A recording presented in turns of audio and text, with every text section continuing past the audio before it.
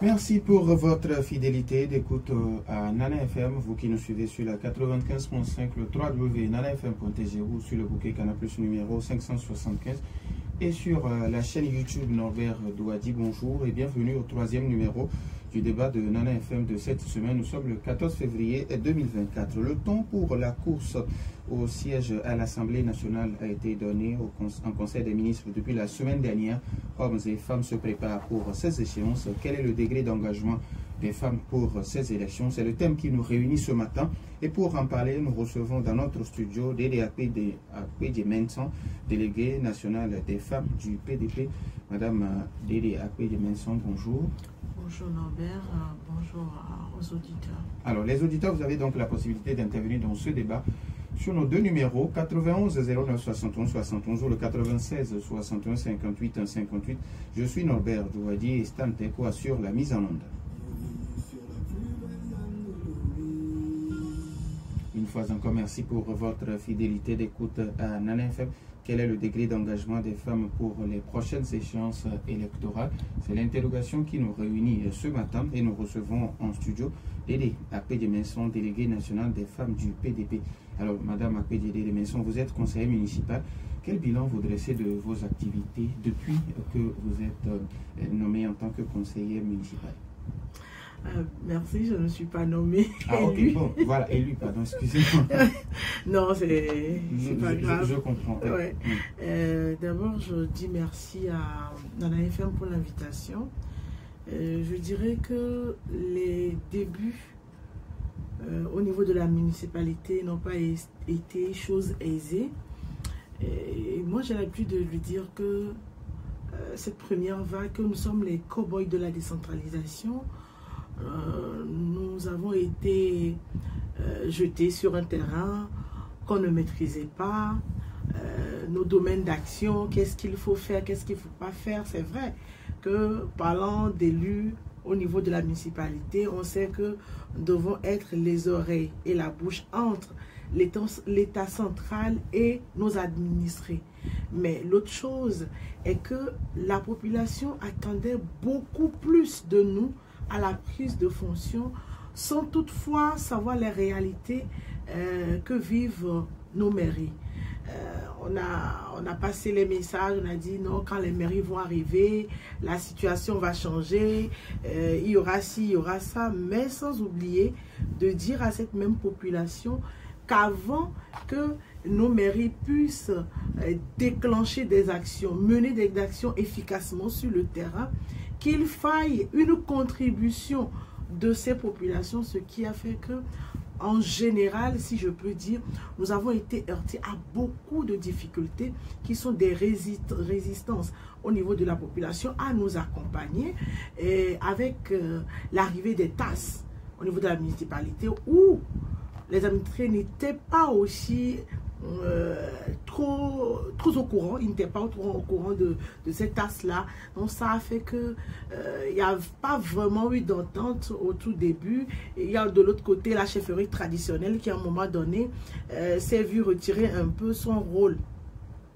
où une grande partie a été attribuée à la municipalité. Tout ça, ça n'a pas été facile. Alors, mais ça, personnellement, de mon côté, je dirais... C'est ce que j'allais vous demander, ouais, parce non, que vous êtes oui, il faut que je donne... Vous êtes femme dans un monde qui... Effectivement. Il faut que ça appartient aux hommes. Oui, il faut que je puisse dresser un bilan global avant de parler individuellement. Donc, au niveau personnel, je pense que pour moi, ça a été la plus belle expérience. Pourquoi? Parce que d'abord, vous l'avez dit tantôt, la politique ou l'engagement, même si on ne parle pas de politique directement au niveau local, se mettre dans un milieu dit d'hommes. D'abord, dans le GOF 6, j'ai été la seule femme à porter une liste parmi les 14 candidats en tête de liste. D'abord, c'était le premier défi. Et maintenant, être élu, il faut avoir assez de potentialité pour se démarquer sur ce terrain. Et je pense, sans trop trop abusé que j'ai essayé de me démarquer parmi les 19 élus que nous sommes. J'ai essayé de donner le meilleur de moi-même. Et mieux encore, j'ai compris que je ne pourrais pas faire grande chose au niveau de la municipalité si je ne retournais pas renforcer mes capacités. Parce qu'au début, on a souhaité que nos capacités soient renforcées par l'État central. Des ONG sont venus en appui, mais il reste toujours de la matière à acquérir. Donc, je suis partie acquérir de ces matières où j'ai eu une expertise en mobilisation, en stratégie de mobilisation des ressources au niveau des collectivités locales avec l'AFD à Marseille. Et j'ai fait d'autres formations, j'ai été dans d'autres communes pour voir à peu près ce qui se passait. Je me suis inspirée d'autres personnes, d'autres femmes élues qui ont pu réussir leur mission, et j'ai même été coachée par une d'entre elles qui me suit pour que mes actions puissent être efficaces. Donc je dirais en gros, sur le plan matériel, ce n'est pas ce que nous souhaitons, mais sur le plan renforcement individuel, pour un futur mandat, sûrement, je pense que je suis plus aguerrie, je suis beaucoup plus prête à affronter la réalité du terrain. Alors, est-ce que ça ne vous arrive pas des clashs entre femmes et hommes? Parce que bon, on se demande, elle est la seule femme parmi nous, ou devant certaines décisions, il faut se faire entendre. Exactement, ça ne manque pas, mais je pense qu'il faut, en tant que femme, en tant que mère, nous avons cette capacité de gérer avec assez d'aisance les petits bobos de couple, de famille. Donc même quand ça arrive, on essaie de gérer, mais j'avoue que certaines fois, quand vous attendez les propos qui vous sont adressés, j'avoue que plus d'une fois, j'étais obligée de remettre certains collègues à leur place pour leur faire comprendre que c'est pas le fait que je sois une femme parmi vous qui vous donnerait le droit de me traiter comme vous le souhaitez, parce que nous sommes élus au même titre et j'ai aussi nous partageons les mêmes droits. Donc je vous dois assez de respect, vous me devez assez de respect, mais nous le faisons beaucoup plus dans la courtoisie et avec beaucoup plus de tactique. Alors, selon vous, quel est aujourd'hui le degré d'engagement des femmes, pas forcément politique, mais en tant que conseillère municipale, quand vous voyez les femmes qui sont élues comme vous? En gros, d'abord, je dirais, il y a eu un tout petit avancée, parce que, pourquoi je dis il y a une avancée, c'est parce que d'un côté, il n'y avait pas assez de femmes sur le sphère décisionnelle entre-temps. Mais depuis les événements les élections de 2019, ça a donné l'ouverture à plusieurs femmes d'intégrer cette sphère-là, qui aujourd'hui nous dénombrons plus de 200 conseillères municipales. Maintenant, une chose est de s'engager soi-même, une chose est de suivre un parti, un mouvement politique, une chose est d'aimer tout ce qui concerne le développement. Donc, à ce niveau, le degré d'engagement de femmes diffère de ces niveaux. Par exemple, personnellement, moi, je me suis toujours intéressée au développement. J'ai fait un peu la vie sociale. Je me suis intéressée à tout ce qui a trait à la femme, aux jeunes, à la population. Ce qui a fait que sur le terrain, je me suis retrouvée dans ma peau. Je me suis retrouvée en train de jouer un rôle que je souhaitais jouer. Mais il y a d'autres qui sont arrivés parce que avec la loi, la modification de 2018, où il faut 30% des femmes sur la liste électorale. Donc, il y en a qui ont été juste accompagnées sur ces listes-là. Donc, elles ne se sentent pas vraiment à leur place. Et puis, c'est difficile qu'elles puissent jouer aisément ce rôle-là. Donc, le degré d'engagement, c'est les quelques avancées, mais c'est encore trop bas. On sent que les femmes manquent considérablement de confiance en elles pour se hisser dans le monde politique, où pendant très longtemps, on nous a fait croire que ce monde appartenait uniquement aux hommes. Et quand les hommes parlent, vous savez que dans la culture africaine, quand les hommes parlent, normalement les femmes ne parlaient pas. Donc aujourd'hui, si rentrer dans cette sphère va aussi donner le droit à la femme de riposter au même titre que l'homme. Mais parfois, on se dit non, chez moi, quand un homme parle, je ne parle pas. Ce sont des stéréotypes qui ne permettent pas aux femmes d'avancer dans ce sphère-là. Et de l'autre côté aussi, il y a aussi l'autonomisation économique. Vous savez bien que pour faire la politique, il faut avoir les moyens. Vous voyez aujourd'hui le montant fiché pour les cautions des élections. Oui. Donc si on touche ce point-là, combien d'entre ces femmes sont prêtes à débloquer ces sommes-là pour se faire élire à un poste? Alors vous, personnellement, à quel moment, quel a été cet instant de déclic où vous pensez que il faut que je m'engage pour la cause nationale? D'abord, depuis toute petite encore, moi quand je me levais, quand les gens parlaient autour de moi pour dire le Togo n'a pas fait ci, le gouvernement n'a pas fait ça. Non, moi je me posais pas, je ne demandais pas ce que le gouvernement devait faire. Mais par contre, moi je me posais la question de savoir quelle est la plus-value que je puisse apporter à mon pays. Qu'est-ce que je peux faire dans mon pays? Parce que je sais que le gouvernement a un niveau, à ses responsabilités. Et moi, en tant que citoyenne, j'ai aussi ma part de responsabilité que je dois apporter ma pierre à l'édifice. Donc, depuis ce moment-là, depuis les bancs, moi, j'avais déjà l'intention de m'engager politiquement, parler du développement.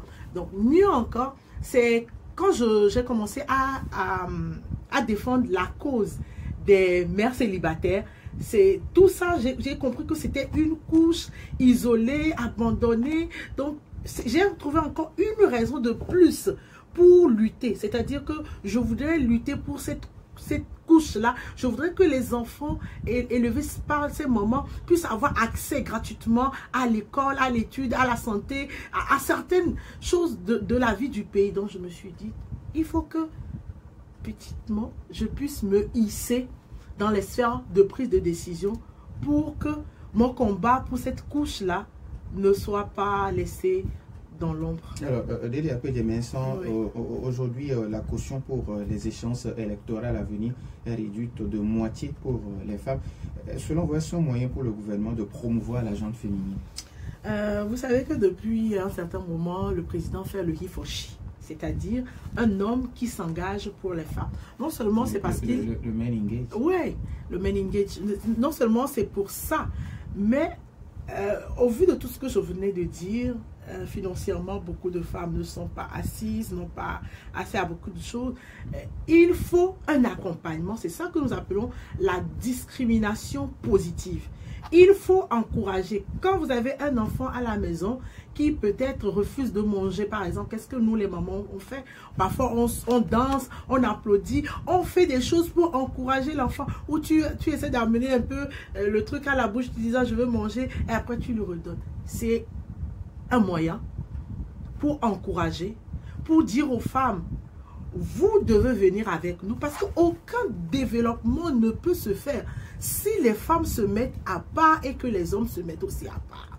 Les hommes iront vraisemblablement parler du développement, parler de tout ce qu'il y a, mais il y a des points essentiels.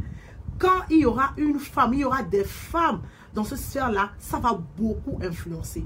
Je disais tout à l'heure, l'instinct de mère que la femme a déjà, la manière dont nous faisons la gestion de la maison, du couple, de tout ça, ça puisse contribuer réellement, ça puisse vraiment contribuer au bien-être. Donc aujourd'hui, il est primordial que ces femmes soient accompagnées et je salue l'initiative de réduire de moitié la caution pour les femmes, pour les élections en cours. Alors, je le disais en début d'émission, vous êtes déléguée nationale des femmes du PDP. Aujourd'hui, quelle place la femme occupe dans votre formation politique? Au PDP, la femme occupe une place primordiale parce que nous, on a compris que nous devons travailler ensemble, hommes et femmes. C'est pour cela que le PDP se donne des moyens de renforcer la capacité des femmes et de hisser des femmes. Je ne vais pas trop parler, mais vous allez voir que très prochainement pour les élections, vous allez trouver assez de femmes sur nos listes. C'est une manière de vous dire, que le PDP est porté par des jeunes et le bureau exécutif du PDP, ce sont que des jeunes, femmes et hommes. Donc, nous avons pour obligation d'accompagner jeunes, femmes. Et très, très, très souvent, mon président a l'habitude de dire que nous ne pouvons pas construire ce pays en mettant les femmes à part. Donc, aujourd'hui, au PDP, la femme a une place garantie. La femme a une place privilégiée. Mais je tiens à rappeler que nous ne disons pas que la femme a une place garantie parce que nous allons mettre une femme pour plaire à ceux qui sont autour de nous. Nous n'allons pas mettre une femme juste pour être un miroir, non. Nous allons mettre des femmes qui ont la compétence dont le pays a besoin pour répondre aux exigences de là où ces femmes-là doivent être placées. Donc, pour les prochaines élections, vous allez remarquer des femmes en situation de handicap qui porteront des listes, des femmes et des jeunes filles qui seront sur des listes, mais nous avons bien fait pour qu'elles ne soient plus des figurantes. Nous avons sélectionné la crème des crèmes pour que ces femmes-là puissent au moins se retrouver à des postes de décision. Alors, avant de donner la possibilité aux auditeurs sur nos deux numéros, 91 09 71 71 ou le 96 61 58 58, vous l'avez dit en début d'émission, que vous êtes retourné à l'école pour apprendre. Est-ce que ces femmes aujourd'hui, vous l'avez si bien dit, ont la compétence pour être des élus, pour être à l'Assemblée nationale ou pour être des sénatrices? Aujourd'hui, quelle place la formation, surtout à l'endroit de la femme, occupe au sein du PDP? Nous, au PDP, nous nous sommes lancés le défi d'ici 2025 de former un certain nombre de femmes élites. Et ce que nous faisons aussi, c'est que nous donnons l'opportunité aux femmes qui sont avec nous d'intégrer des programmes. Moi, par exemple, j'ai eu la chance d'intégrer. Il y a aussi l'âge qui a frappé à certains niveaux. Il y a le programme YALI de l'ambassade des États-Unis où il faut renforcer son leadership en public management, par exemple. Donc, il y a beaucoup de programmes qui sont à nos niveaux et que nous mettons au bénéfice des femmes du PDP. Donc nous lançons le défi de plus agir sur le terrain. Aujourd'hui, si il y en a, en fait, la loi, que dit la loi sur la candidature? Savoir parler, lire le français, bon, c'est basique ce qui est demandé. Maintenant, à chacun de déterminer là où je veux aller, parce que moi, ma carrière vient à peine de commencer. En 2018, j'ai écrit mon plan de carrière politique. Et je savais qu'en telle année, je devais faire ci. Maintenant, je sais que pour arriver ici, il faut que je retourne renforcer mes capacités. Donc, à chacune d'entre elles, de connaître l'ambition, la vision que nous avons, là où je veux arriver. Si je veux rester au stade de conseiller municipal, ok, tant mieux. Si je veux être élu au niveau national, quelles sont les prérogatives qui m'attendent? Qu'est-ce que je dois faire? Donc, chacun définit ce dont il a besoin. Il ou elle l'amène au niveau du parti et nous faisons le devoir de lui chercher les voies et moyens et recours pour qu'elle puisse renforcer sa capacité et avancer avec nous. 91 09 71 71 ou le 96 61 58 58, mais après la pause. Enfin, un hôpital des entreprises. Facebook, hôpital des entreprises.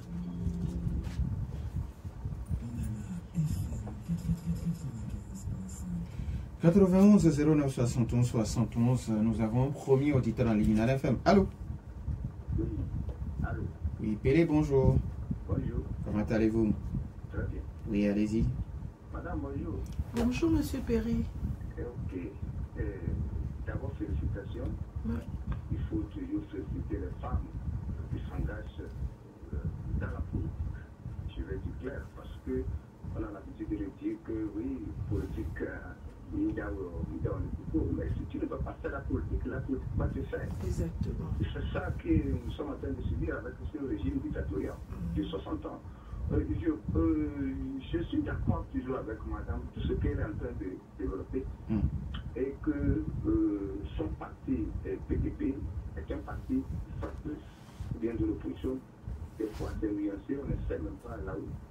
C'est-à-dire, la géographie même du parti. Ce qui nous préoccupe aujourd'hui au Togo, c'est ça. C'est-à-dire, nous sommes dans une lutte du bloc. Il y a un pouvoir dictatorial de 60 ans. Et il y a une opposition, c'est-à-dire qui est le peuple affamé. Et c'est le président qui a dirigé le pays comme ça. Il y a une minorité qui s'accapare la chef du pays et la majorité s'accapare la militaire. Alors, tout à l'heure, vous parlez de la promotion du chef de l'État. Vous voulez faire comme le chef de l'État fait la promotion des femmes. Non. Le chef de l'État a encore démontré qu'il n'a pas souci même d'être vrai. Et à plus forte raison, les femmes. Merci beaucoup à notre ami Pélé. 80 09 71 71 dans l'FM. Allô? Allô, bonjour, Robert. Monsieur Gado, bonjour. Madame, bonjour, Madame Maboudé, bonjour. Bonjour, Monsieur Gado. Bon, vous savez, moi, je suis politique quand même. Mais ce que je vais vous demander, est-ce que vous arrivez souvent à discuter à la maison avec votre mari, problème de votre service, bien petit problème, vous lui demandez conseil à la maison. Oui, donc vous en priverez la tête. Merci, bonne journée. Merci et bonne journée. Nana FM, allô? Alors, je vous ai parti aujourd'hui. Papa Sibi. Bonjour.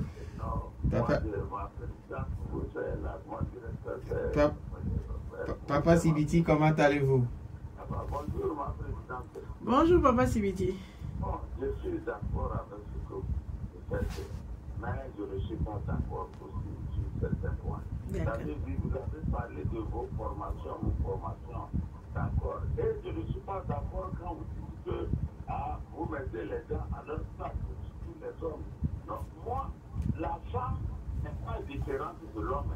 Pour ceux qui font la politique des femmes aujourd'hui, journée de la femme, même le président de la République, je le répète, peut-être de parler de 30%. Pourquoi diminuer pour les femmes? Vous savez, en classe, quand on donne un devoir, monsieur Norbert, ma présidente, écoutez-moi, les souverains n'ont pas. On ne fait pas un devoir dans une même classe de première, par exemple, pour les filles, un devoir pour les garçons, c'est pour tout le monde.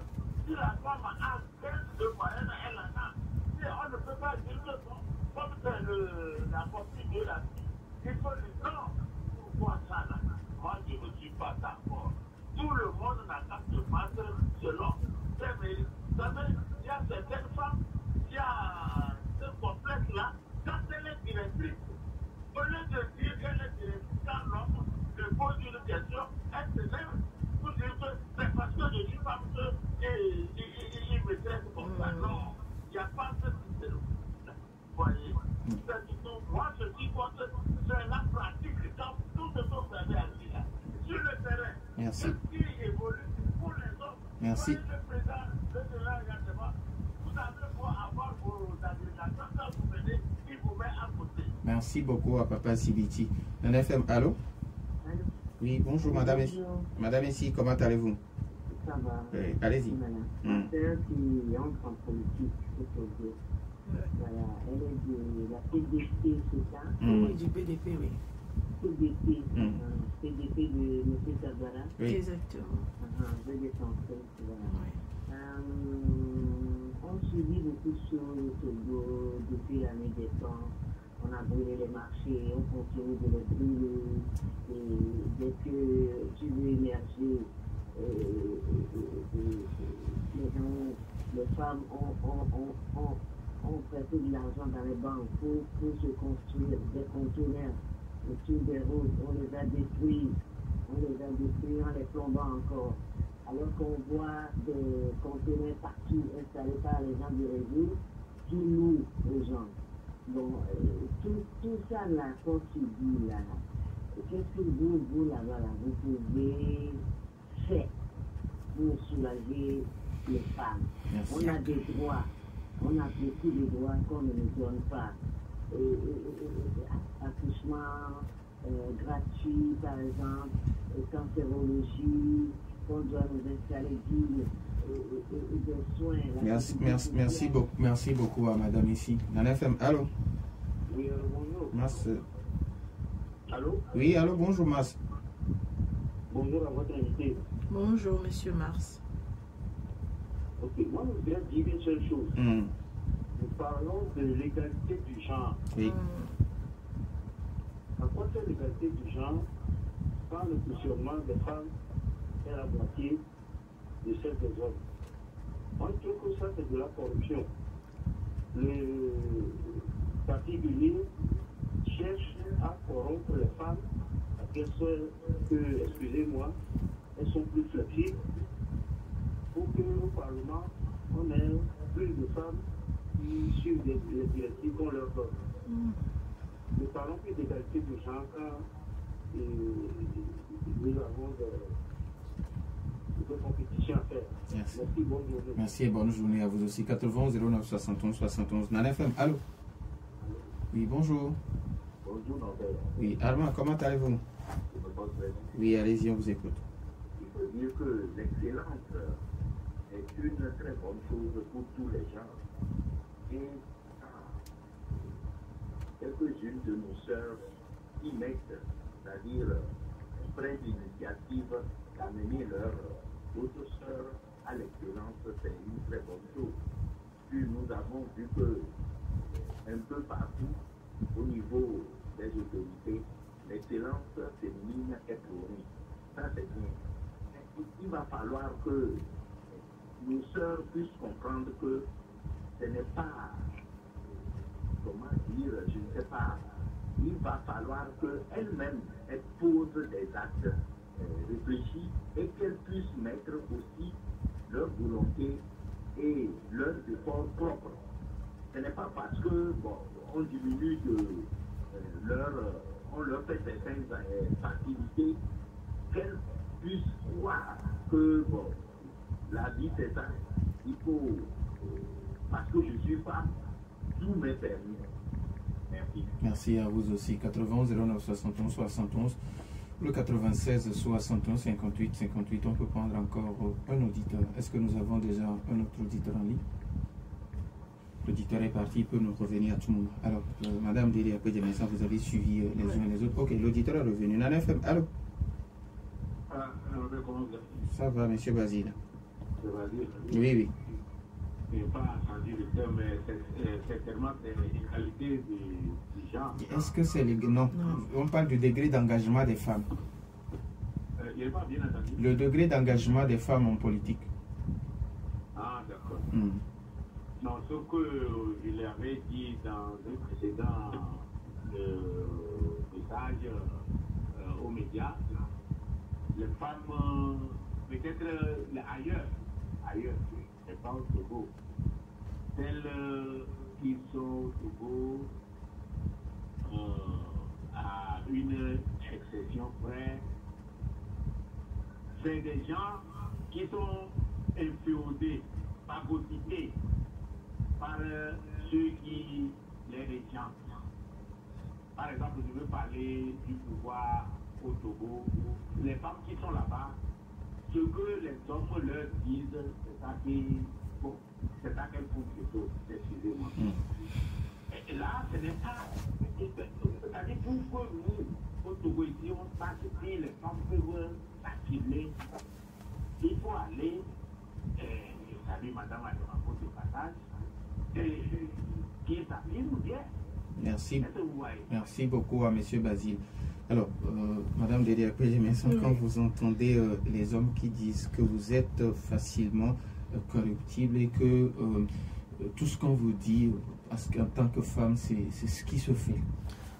Moi, je pense que ce sont des préjugés, que ces hommes ont déjà des femmes et c'est ce qui aussi n'encourage pas vraiment d'autres femmes à s'engager parce qu'on pense que dès qu'une femme est positionnée quelque part, il y a tellement de préjugés, si c'est pas promotion canapé, il y a ceci, tellement que d'autres femmes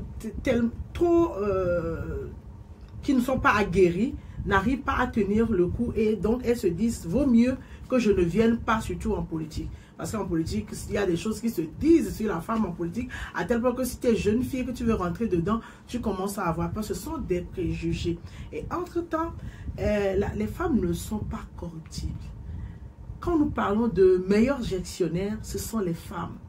Si, en réalité, ce qu'on dit toujours à la femme, c'est ça qu'elle fait, en claquant les doigts, surtout en matière de politique, nous n'allons pas remarquer certains soulèvements dans ce pays. Il y a des soulèvements où les femmes ont été à la base, à la tête. Si d'autre part, tout à l'heure je parlais de remettre certaines personnes à leur place, cela ne veut pas dire que je leur manque de respect, mais parce que j'ai compris que eux, ils manquent de respect, que ce soit une femme ou un homme.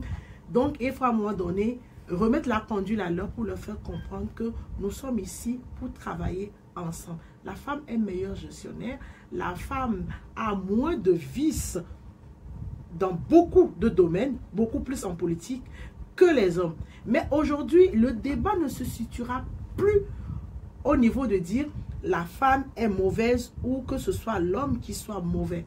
Le débat est de comprendre qu'aucun développement ne puisse réussir si la femme est mise à l'écart de cette sphère de prise de décision. On va parler par exemple de l'hôpital. Qui pourra mieux parler des hôpitaux si ce ne sont pas les femmes? Parce que très souvent, quand les enfants sont malades, ce sont les femmes.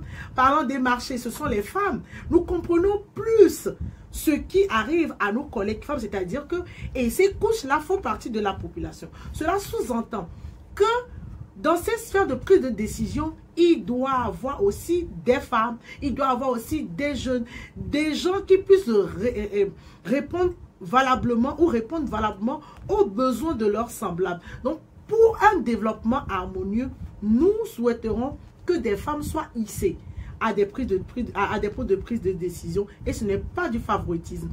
Mieux encore, quand on parle du quotient qui est à moitié pour la femme, ben, ce sont des députés qui ont voté cette loi. C'est pas tombé du ciel, c'est pas non plus le président qui a pris un décret, c'était pas un décret, mais c'est une loi qui aujourd'hui se trouve dans notre code électoral qui est fixée. Et je pense très humblement que ce ne sera pas éternel, cette condition. C'est parce qu'on a compris qu'au Togo, que nous avons assez de difficultés à amener des femmes vers la politique. Maintenant, quand il y a un problème, il faut toujours trouver une solution. Et la solution, c'est d'accompagner ces femmes-là à venir comme un enfant qui n'arrive pas à bien étudier. Qu'est-ce qu'on fait? On lui prend un professeur, on lui met les moyens. Ce sont ces moyens-là qu'aujourd'hui sont aux dispositions des femmes. Alors, oui. Pélé qui vous demande, quelle est aujourd'hui votre position au niveau de la sphère politique? Est-ce que vous êtes de l'opposition, vous êtes du centre? Quelle est votre position en tant que... Nous sommes du centre, mais nous sommes un parti de l'opposition. Nous ne sommes pas du parti, nous ne sommes pas de l'opposition radicale parce que nous aimons beaucoup plus les débats d'idéologie. Nous aimons le concret au PDP, donc nous sommes du centre et nous aimons analyser la situation. Nous ne faisons pas du civisme. Nous n'allons pas dans ce sens parce que tout le monde va dans le sens, mais nous aimons écouter la population, voir la réalité. Qu'est-ce qu'on peut proposer? Qui est ici et là aujourd'hui? Avec qui on peut proposer? C'est de ça qu'il s'agit. Alors, M. Gallo qui vous demande, est-ce qu'il vous arrive de parler souvent avec tonton à la maison par rapport à votre engagement? Je pense que, comme mon mari a l'habitude de le dire, il est mon premier fan. Actuellement, il est en train de me suivre, il est mon premier fan. Et il me conseille beaucoup, il me suit beaucoup et je demande assez de conseils par rapport à beaucoup de situations. Si j'arrive peut-être même pas à rentrer en clash avec certaines personnes, certains collègues, c'est parce que d'abord j'ai ce respect que je porte à mon mari, à mon homme, que je dois transmettre de par mes actes quand je suis dehors. Donc ça veut dire que je code tout avec mon mari et qu'il me donne des conseils. Nous ne sommes pas ici en train de dire que l'homme n'est pas à la tête. Nous, bon, ça, moi je suis toujours de la vieille école. L'homme est à la tête, mais ce qui est sûr, à côté de cet homme, il doit avoir une grande dame. Alors, il y a un, excusez-moi, il y a un auditeur qui vous demande quelle est aujourd'hui comment est-ce que vous considérez la répartition qui est faite aujourd'hui des 113 sièges à l'Assemblée nationale? Comment est-ce que vous analysez ce qu'on peut appeler découpage électoral? Vous savez, nous sommes, comme beaucoup de Togolais, pris au dépourvu. Parce que ce travail devait se faire un peu plus tôt pour donner la main aux partis politiques de réagir par rapport à cette disposition-là. Mais à quelques jours, à quelques semaines des élections, l'Assemblée nationale qui remet le nombre à 113 et avec cette répartition, nous, au PDP, nous prenons acte. Parce que même si nous avons une réaction tout de suite à chaud, ce ne serait pas la solution. La solution aujourd'hui, c'est de pouvoir travailler pour que l'opposition, pour que le PDP puisse avoir assez de représentation au niveau de l'Assemblée nationale et au niveau du régional, pour que notre idéologie, notre vision pour le Togo puisse vraiment trouver sa place. Alors aujourd'hui, qu'est-ce que vous avez pour aller présenter à ces populations pour leur dire nous sommes peut-être le meilleur des partis, nous avons la meilleure vision pour le Togo, nous avons la meilleure vision pour nos régions. Qu'est-ce que vous avez concrètement comme atout à présenter à ces populations? D'abord, nous avons la jeunesse que représentent d'abord les membres et ceux qui forment le PDP. Nous avons la possibilité que nous sommes très souvent à l'écoute de la population, nous descendons très souvent dans les milieux, recueillir des informations, et cette population sait déjà que le PDP est un parti qui se soucie du bien-être. Je ne vais pas aller trop loin. Au moment de la Covid-19 au Togo, vous avez vu tout ce que le PDP a pu faire. Je ne parle pas sur le plan matériel. Nous avons fait des propositions qui ont été prises en compte au niveau du gouvernement. Ça veut dire que notre voix porte. Nous avons un degré très élevé en analyse. Nous analysons bien les situations. C'est déjà un potentiel pour nous. La jeunesse qui est avec nous, les femmes qui sont avec nous, notre capacité d'agir et de réagir face à toute situation. Parce qu'il y a plus de situations aujourd'hui au Togo où le PDP ne réagit pas. Une dame tout à l'heure, elle a parlé des marchés.